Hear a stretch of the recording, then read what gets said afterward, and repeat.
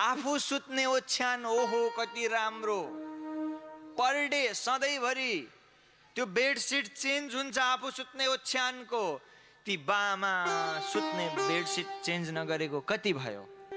त्यो कोठामा छिर्दै डुङ डुङ गनाउने हुन्छ। आफू सुत्ने मग मग मग मग इत्र छरेर बास्ना आउने। अनि मरेपछि राम्रा गोला पिण्ड दिनु बाआमालाई।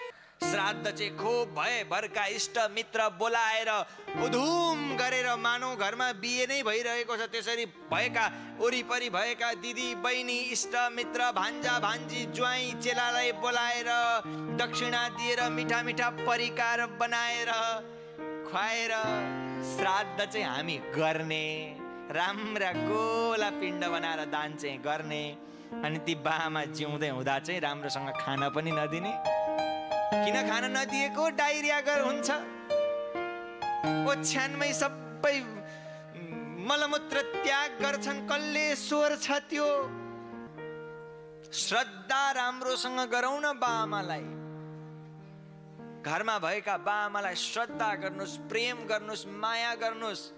पछि श्राद्ध त त्यो त गर्नै पर्छ, नगर्नु भने होइन। फेरि श्राद्धको महत्त्व घटाएको होइन है मैले। श्राद्ध होइन, मरेपछि जिउँदै हुँदा श्रद्धा गर्नुहोस्। हजुरका बाआमाले खुब आशीर्वाद दिएर जानुहुन्छ।